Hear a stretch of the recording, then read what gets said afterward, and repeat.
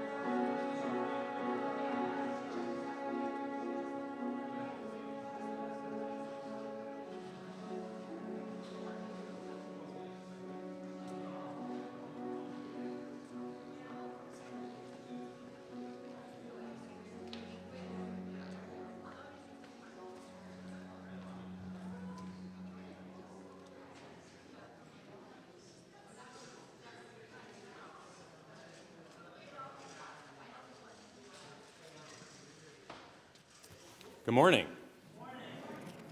Thank you, Stephen. And this is Joe Kovac. You'll be hearing more from him and Shannon Mustard later today.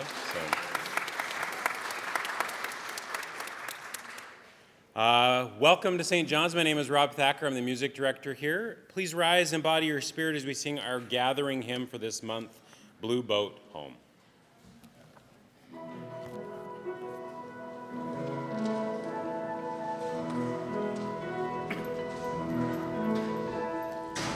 Oh, below me I feel no motion, standing on these mountains and plains, far away from the rolling ocean, still my pride and heart can sing. I've been sailing all my life, never harbor or port have I known.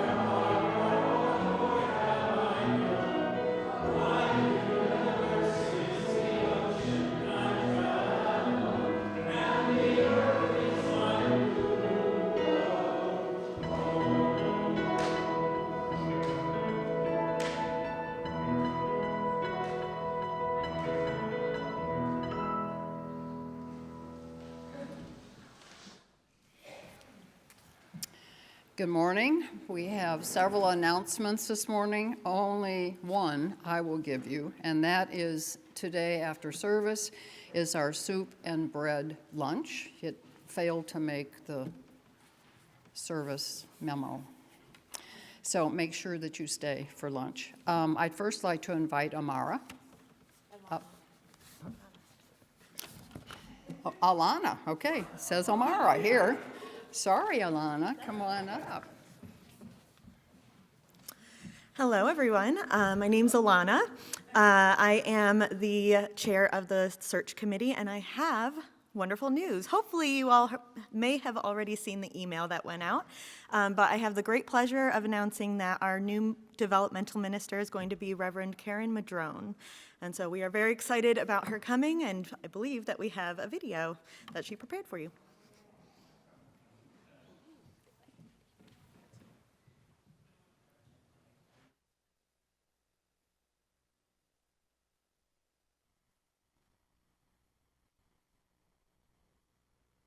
Hi, everyone. My name is Reverend Karen Madrone, and I am so excited to be your developmental minister beginning in August. I have really enjoyed the conversations I've had with the search committee and with the negotiating team. I've learned so much about you, and I am thrilled to be a part of your ministry and helping you achieve your goals. I can't wait to meet you coming soon, and I look forward to partnering with you in the ministry that we will create together. I'll see you soon. Bye-bye.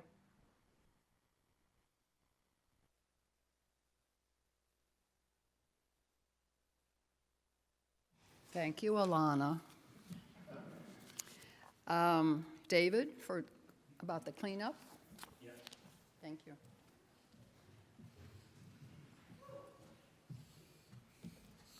Hello, everyone. What we're going to be doing is the big spring cleanup. It'll be April the 18th, this Saturday, 9 a.m. till noon.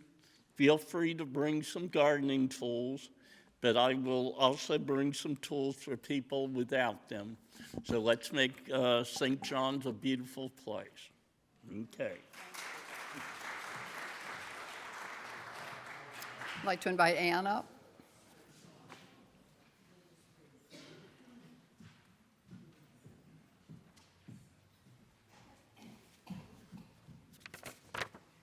Celebration is coming.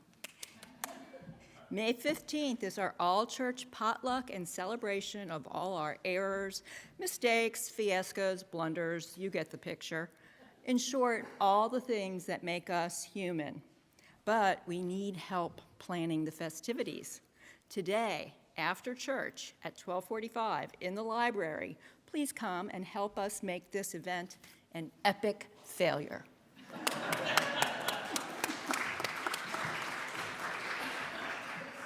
I haven't seen Wanda. Is she here to talk about the program? No. Well, check it out in your announcements. Sunday, April 19th is the program that Wanda was going to tell you about, but you can read it yourself. The last is Rob. Pardon me? Rob? You're going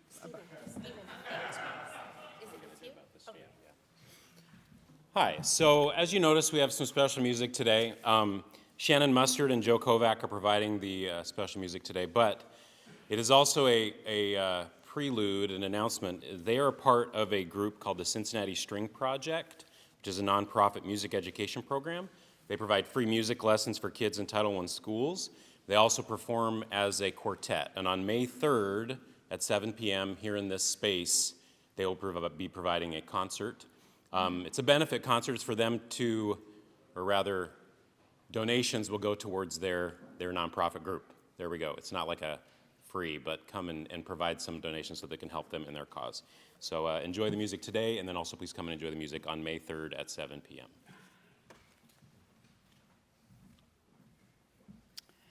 Our opening words today are, "Our lives intersect and intertwine." It is a wonder and mystery that our paths have crossed, that in the immensity of time, in the vastness of space, we coincide here. I am in awe at the ways in which our lives intersect and intertwine, and the beauty we create when we gather. May our coming together make us more compassionate, more just, more caring, and more loving. May our hearts and minds be open to this offering. I am so glad you are here. Let us worship.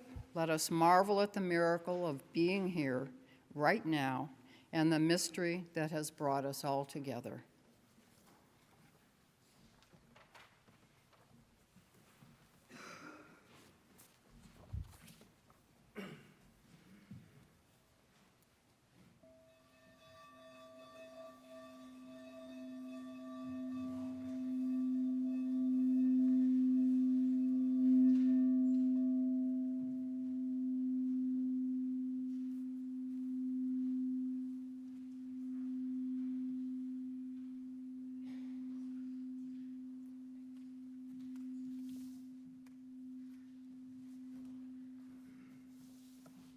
I invite you to join me in reciting our chalice lighting. We honor the interdependent web of all existence. With reverence for the great web of life and with humility, we acknowledge our place in it. We covenant to protect Earth and all beings from exploitation. We will create and nurture sustainable relationships of care and respect, mutuality and justice. We will work to repair harm and damaged relationships.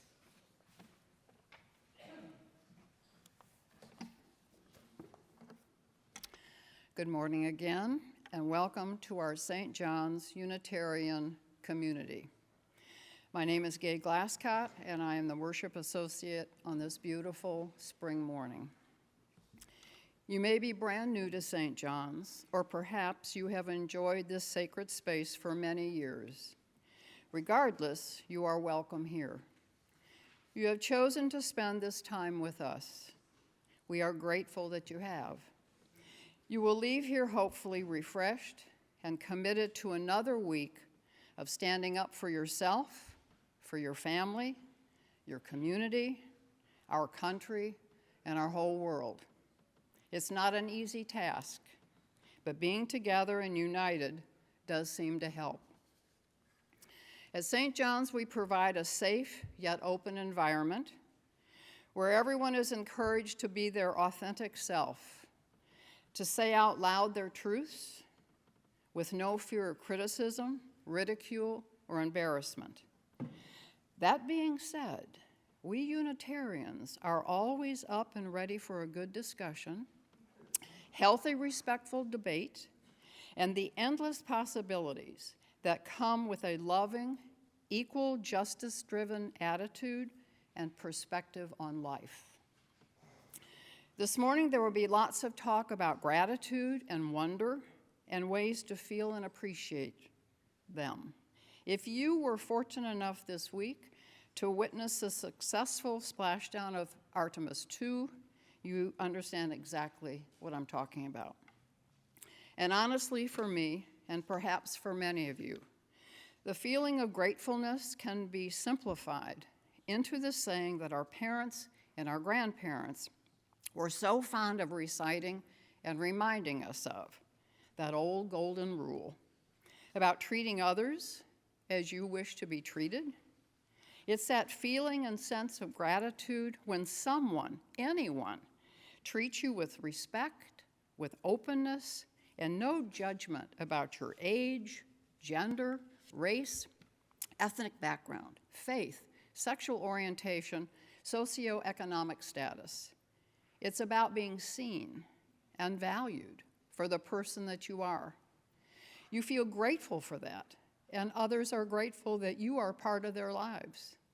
Apparently, our president and his entire regime failed to listen to their elders' advice growing up like we did. Again, welcome to you all. I'm very happy you're here, and a reminder just to please put your cell in church mode. Now, if you would help me with the affirmation. This is the mission of our faith, to teach the fragile art of hospitality, to revere both the critical mind and the generous heart, to prove that diversity need not mean divisiveness, and to witness to all that we must hold the whole world in our hands. I'd like to invite Edie up with her Let Us Singers.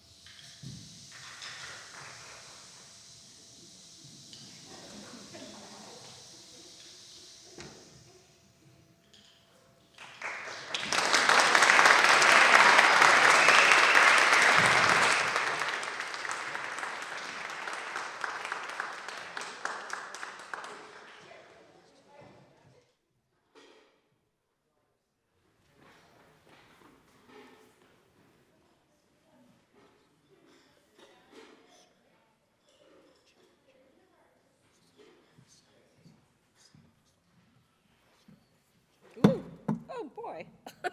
Well, I'll collect them in a minute. Let me just get over here. Greetings to everybody. I'm Erica Strauss, and I'm wearing my Covenant Development hat right now, as you may have guessed from the insert in your order of service.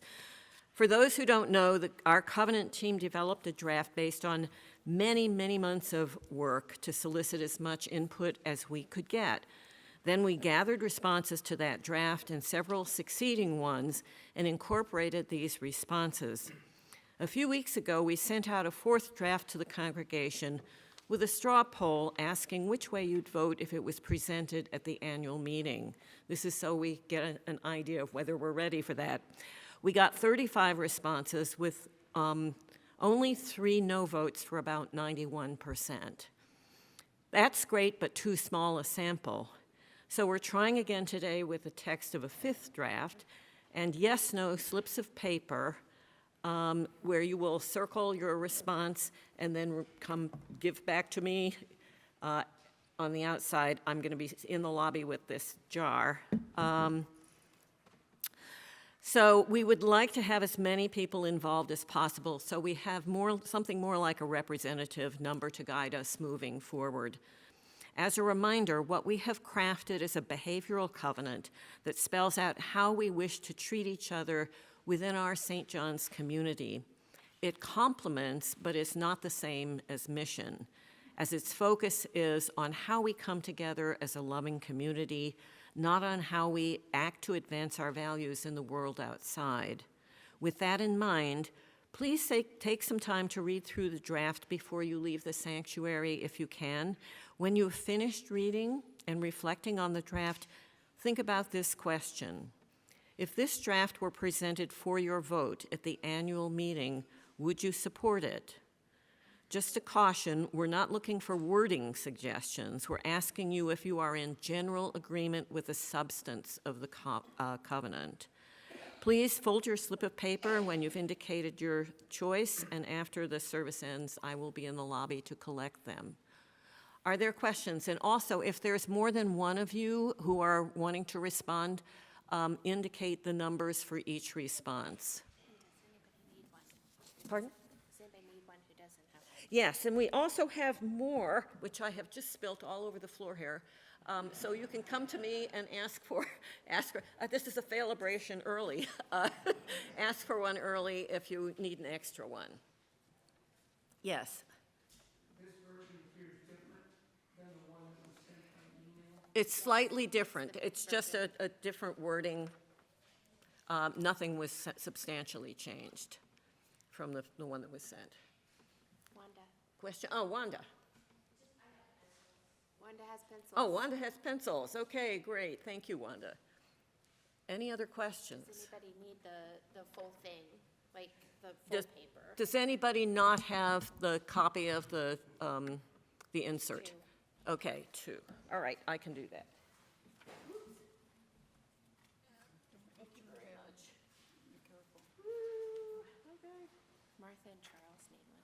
Okay, let's see. Thank you.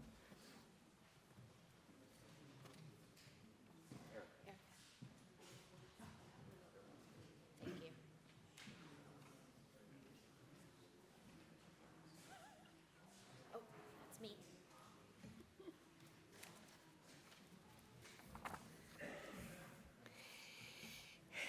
Every week, we make time in our service to ground ourselves in what we value. We celebrate and honor our joys and concerns by coming forward to place stones representing all that we carry into the sands of our shared community. If you would like your joy or concern to be read, please leave them on the table. And if you are online, please enter the joy or concern in the chat, and we will read them at the end.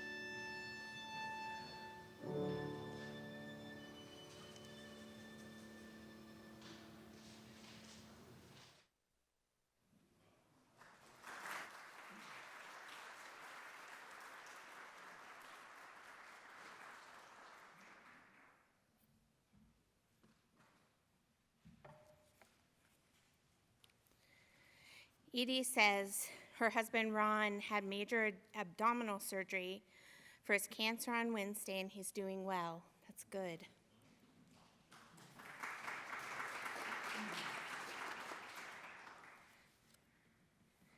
Phil Flanagan says, joyful for the loving life of my mother who transitioned to the ancestor realm on Wednesday morning. Sorry for your loss. Do we have online?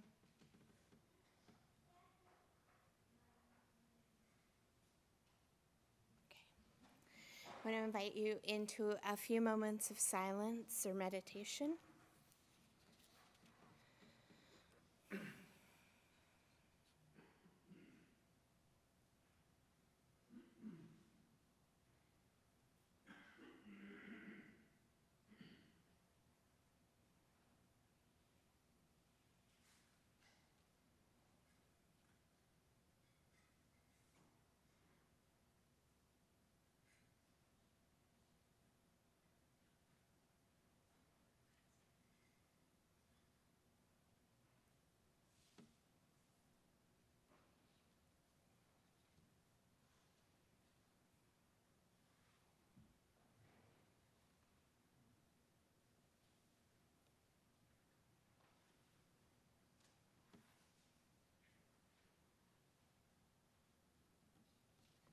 Amen.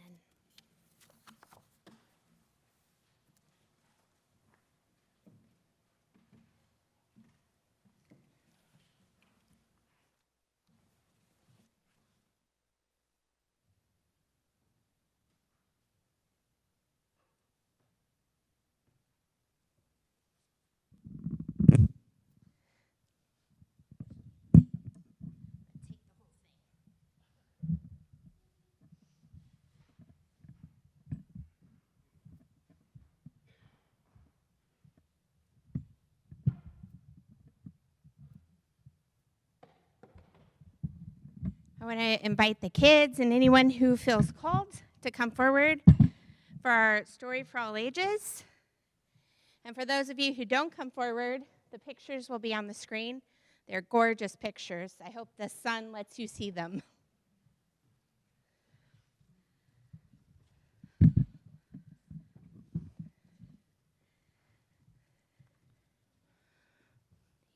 You can sit wherever you want. This story is called The Everything Seed. And it is by a UU minister from Canada named Carol Montanaco.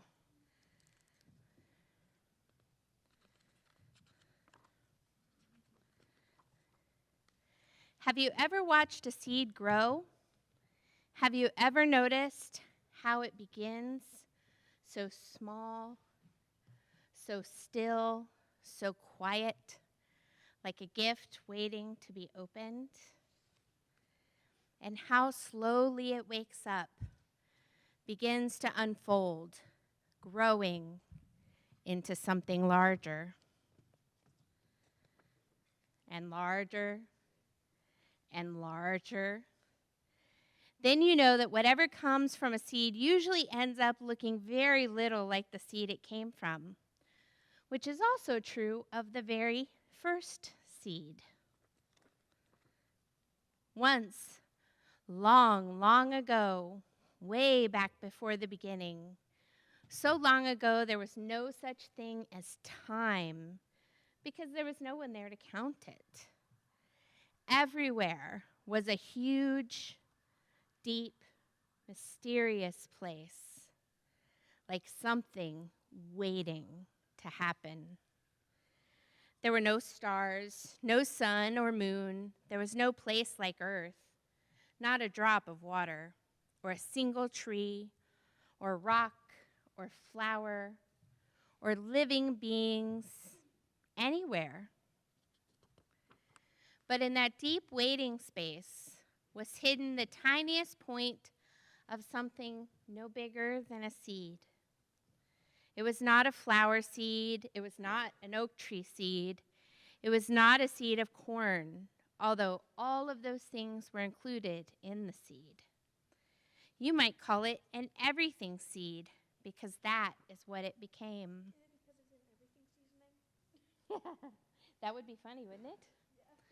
No one knows where that first seed came from, or how it was planted, or how it knew, in the way that only seeds seem to know, how long to wait for just the right moment to sprout and grow.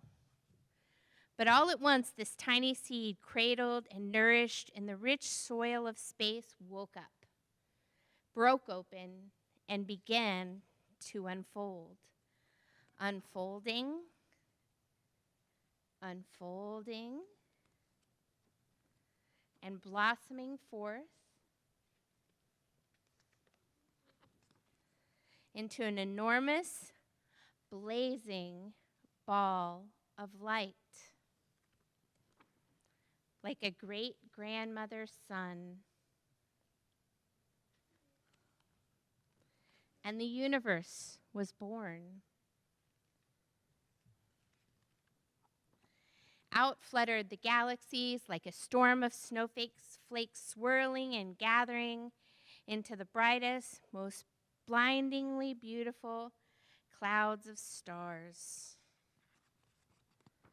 And out of those star clouds whirled our own star, the one we call the sun, and our earth and our moon, and all the round spinning planets we have learned to name.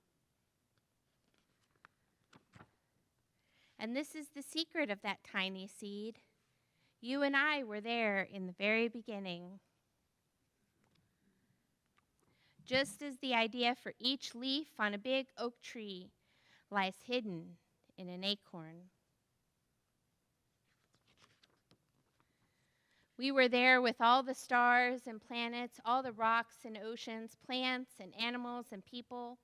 Everything that is now, ever was, or ever will be was inside that first tiny seed.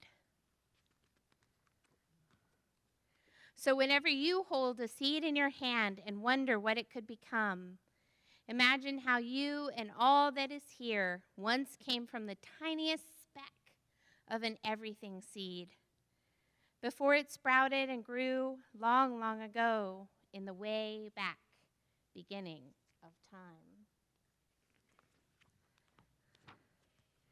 Now, if this were an ordinary story, it would end right here. But this story of the universe keeps unfolding. What once began in a blazing blossom of light continues every day. New stars sprout open in the deep soil of space. New plants and animals appear on the earth. Seeds of many kinds are scattered everywhere to help us remember. And new people are born every day with the spark of that first light still alive and burning deep inside, waiting. Like the everything seed, to shine in ways that are yet to be known. The end.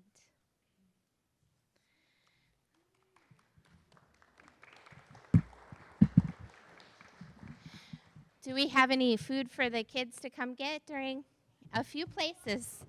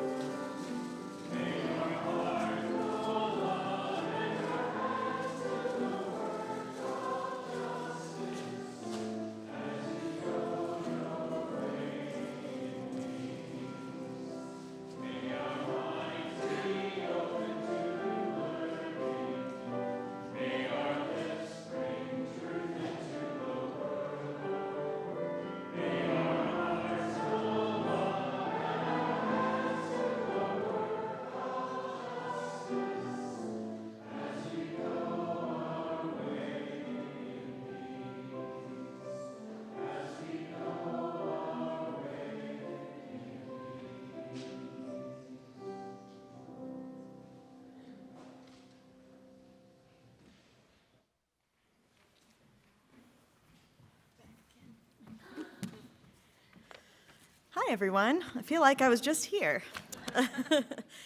Again, my name's Alana. I've been a member here at St. John's for about 4 years with my husband, Joey. Even though you have seen me a couple times up here, I honestly don't have a lot of public speaking experience, so if I sound a little nervous, it's because I am nervous.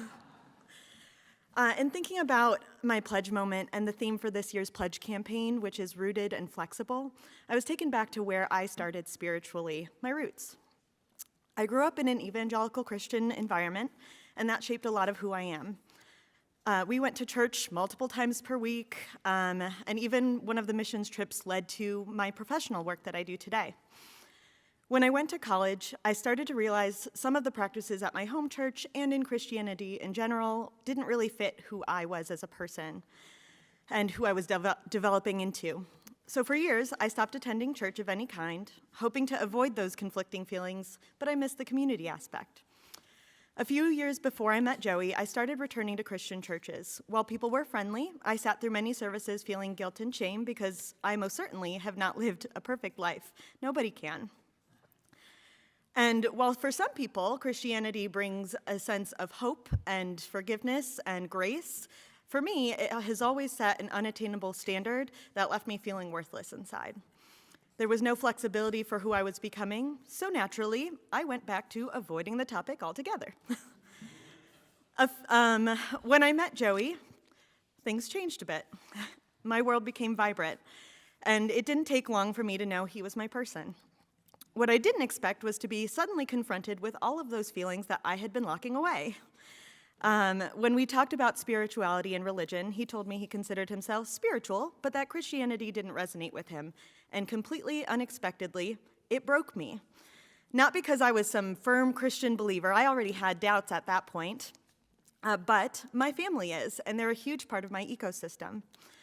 It suddenly felt like a choice between my family and my most favorite person in the world.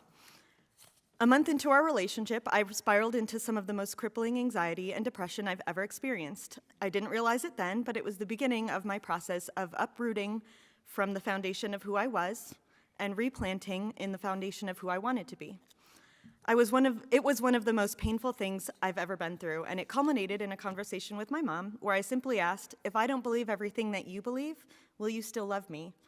Now, fortunately for me, the answer was a resounding yes. I am not naive to think that that is true for everyone, but it was a key moment of healing for me.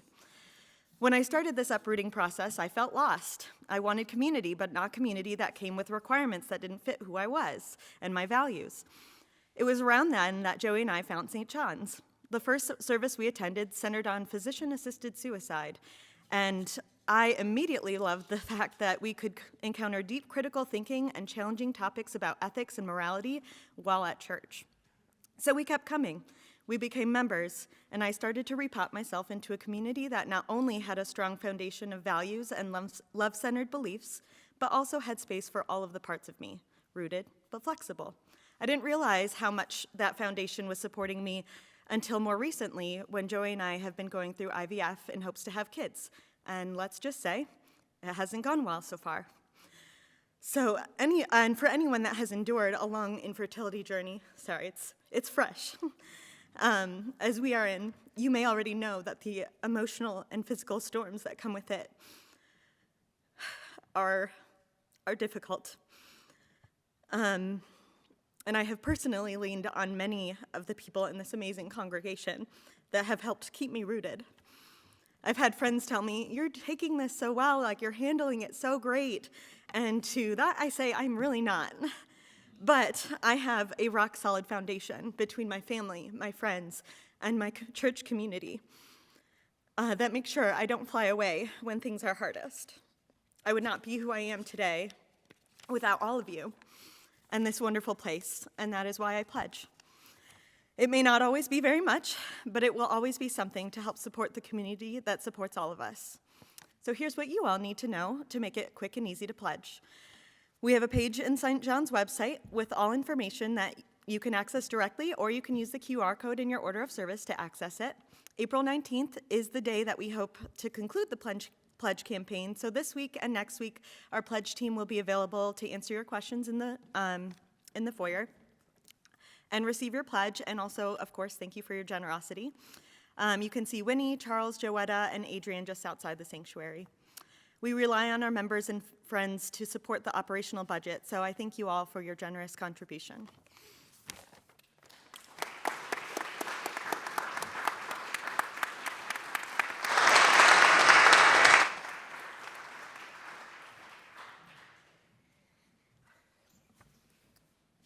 That was powerful. Thank you. The offering that we take each Sunday is an opportunity to recommit to this place, to these people. It is as much a ritual as singing together, lighting our chalice, or reciting our unison affirmation. It is a reminder of the form of love we call generosity. It is how we show that we believe it is important to worship together, to help our community, and to say yes to the values of our faith. Thank you for your offering today.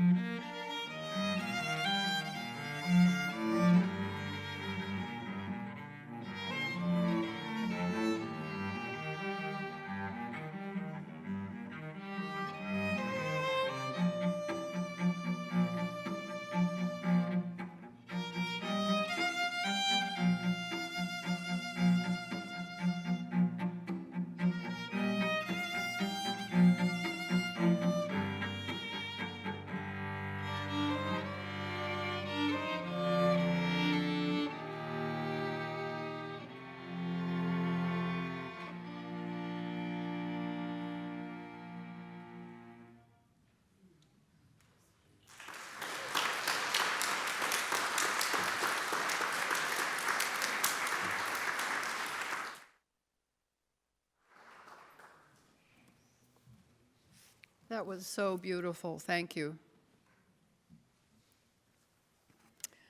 Our reading today is called Nourished, and it's written by J. Wolin. When I look up into the night sky, I am in awe of all that it is. There, in a faraway galaxy, a star has died, yet is still bright for my eyes to see and make a wish upon. When I walk in the ocean, I feel the waves rush across my feet, and I feel a certain peace with the world. I peer out into the endless horizon, knowing they came from a place beyond where I can see. When I sit around the fire, I feel its warmth enter me without ever touching me, and I feel safe from the unknown. Wherever I am, I take in a breath, and I know I am in the present moment of all these wonders that move us, make us feel alive, make us dream, and make us wonder. Let us protect them so that my children, our children, everyone's children, my grandchildren, our grandchildren, and everyone's grandchildren, for generations upon generations, will also have the chance to look beyond the horizon and marvel at the wonder of existence and continue to be nourished by our home, the earth.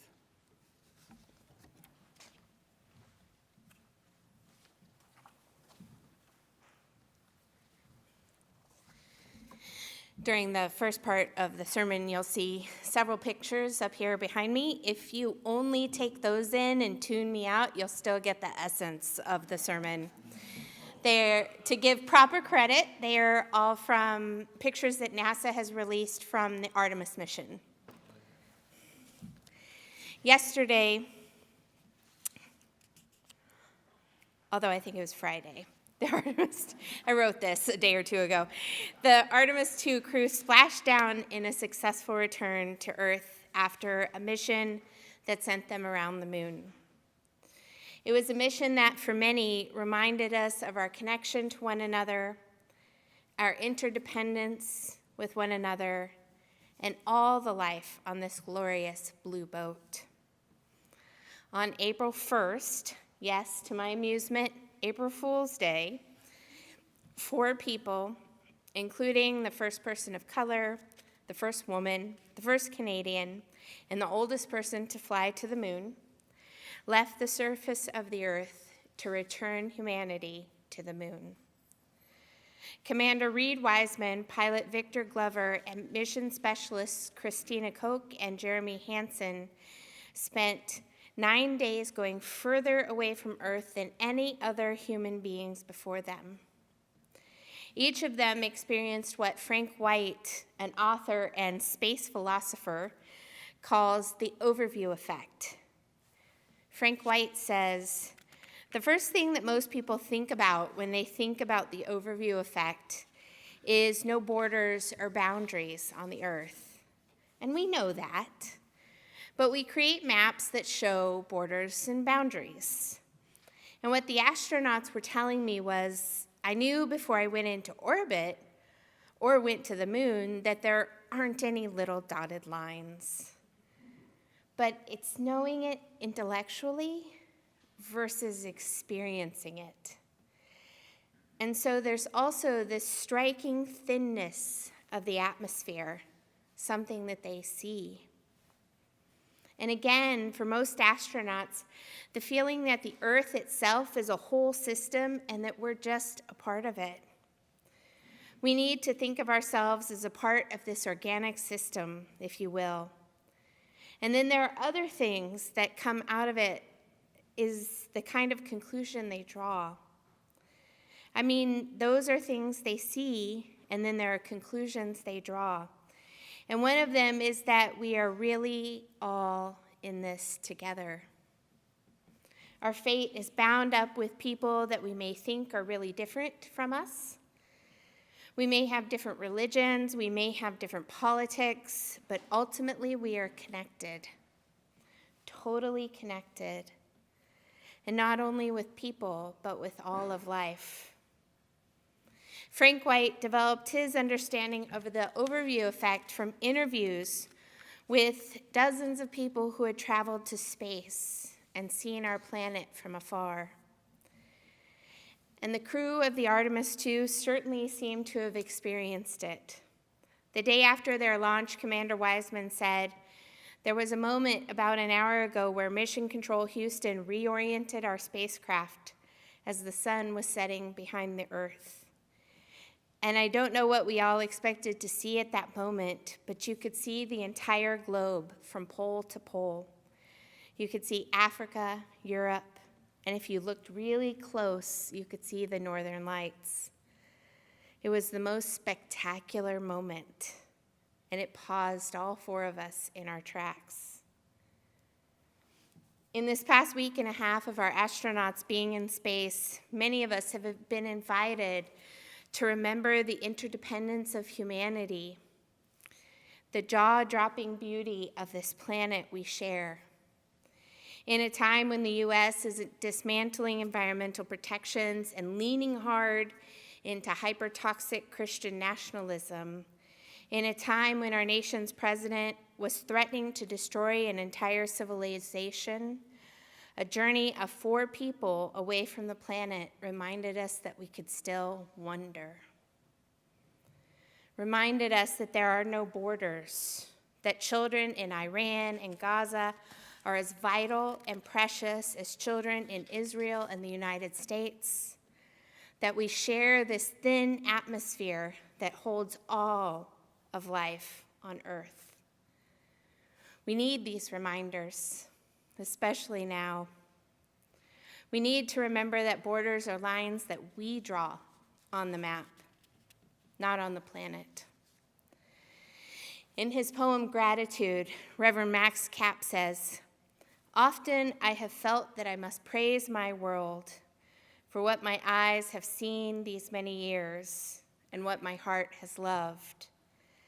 And often I have tried to start my lines, 'Dear Earth,' I say, and then I pause to look once more. Soon I am bemused and far away in wonder, so I never get beyond 'Dear Earth.'" Reverend Kapp's gorgeous poem reminds me of what Jeremy Hansen, the first Canadian to reach lunar orbit, said. "Right away, you were humbled. The fact that 4 of us get to be out here just brings you to your knees." Victor Glover said, "And from up here, you also look like one thing, Homo sapiens, all of us. No matter where you're from or what you look like, we're all one people." In our song today, Blue Boat Home, we sing, "Drifting here with my ship's companions, all we kindred pilgrim souls, making our way by the lights of the heavens in our beautiful blue boat home." I wonder if astronaut Christina Koch was familiar with those lyrics when she offered her reflections upon returning to Earth. She said that the night of their splashdown, once they were safely aboard the Navy recovery ship, a nurse caring for them asked her for a hug. And it made her think about the crew of the Artemis and the crew of the Navy ship. And she said, "A crew is a group that is in it all the time, no matter what, that is stroking together every minute with the same purpose, that is willing to sacrifice silently for each other, that gives grace, that holds accountable. A crew has the same cares and the same needs, and a crew is inescapably, beautifully, dutifully linked. So when we saw tiny Earth, people asked our crew what impressions we had. And honestly, what struck me wasn't necessarily just Earth. It wasn't all the blackness around it. Earth was just this lifeboat hanging undisturbingly in the universe. I know I haven't learned everything that this journey has yet to teach me, but here's the one new thing I know. and that is planet Earth, you are a crew. If only we could all experience the overview effect ourselves. Imagine if we all saw the beautiful and fragile lifeboat world on which we live. Imagine if we could be overcome by its beauty and by our interdependence. What would change when we came home? How would we come together to protect Earth and all the people living on it? During the Artemis II mission, my wife and I went to the movie theater and saw Project Hail Mary. How many of you have seen it or read the book? I see. Yes, I would expect that. I'll give you a spoiler-free basic plot. In the story, Earth is facing an environmental crisis. This time, it isn't due to the actions of humans. It's due to alien microbes that are eating energy from the sun and sending us toward an ice age. Human life on Earth has around 30 years left. Remarkably, humanity comes together, devoting endless resources to building a spaceship and sending scientists where they needed to go, light years away from Earth, to possibly find a solution, even as those left on the planet continued to work on other solutions while they were gone. Throughout the story, we learn about the very hard decisions people were having to make in planning this Hail Mary mission. The nations of the world had to commit unfathomable resources to the project. The scientists themselves were asked to give up the lives they had on Earth for it. And I wonder if that would be a result of the overview effect. When we see our planet from a distance, see all of us together as a whole, could we become so certain of the beauty and fragility of the Earth and so clear in our connection to all of life that we would do whatever it took to save it? Since it's unlikely that we will all be journeying to space soon, or the moon, how do we create that sense of gratitude and wonder here and now? We need to seek out the deep beauty of the world around us. It is in these moments of wonder and gratitude that we start to feel deep in our bones the old stories that tell us human beings were created in the image of a creator. We spent thousands of years co-creating with life around us. We've harnessed fire, we've learned to plant and cultivate crops. We've found ways to care and nourish our planet, just as we have found ways to damage and destroy it. So let us seek out beauty. Know that we are hosting a family of doves just outside our window. That's what the paper is about. This weekend, we have an opportunity to care for what I have heard the Green Sanctuary team call our outdoor sanctuary. I love that. Seek out beauty and opportunities for wonder. Our spirits need that in this time. You saw these beautiful pictures. Go for a walk. Watch an ant carry something several times its size. Appreciate the majesty of the Ohio River. Plant flowers. Whatever it is that speaks to you, do that thing. And then do it again. Let's expand our practice of Earth Day to a practice of Earth Year and continue to practice an intentional Earth life. My beloved spiritual companions, sometimes we need to move outside to see the real beauty of something. The Artemis crew has reminded us of that. May we find humility in the beauty and fragility of our blue boat home. May we remember borders are artificial and that we are all in this together. May we seek out beauty and wonder every day as we grow in gratitude for our world. Let us come together as one people and preserve our one world. Blessed be. Amen.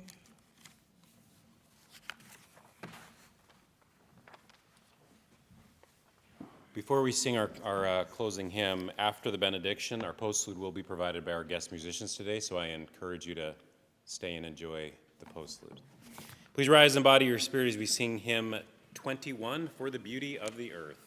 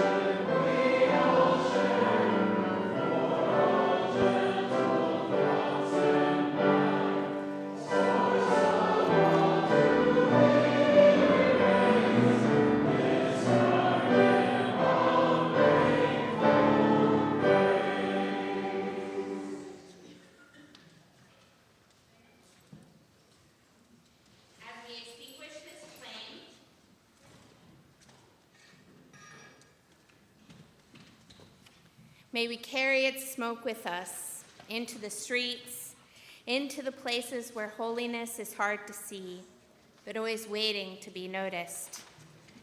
Let us go with eyes open for wonder in the worn out, with reverence for each passerby, and with knowing that the sacred does not hide from the world, it lives in it. Go now, not to escape the brokenness, but to journey beside it, and sometimes to bless it. Go in peace, go in love. Don't forget to stay for lunch and the postlude.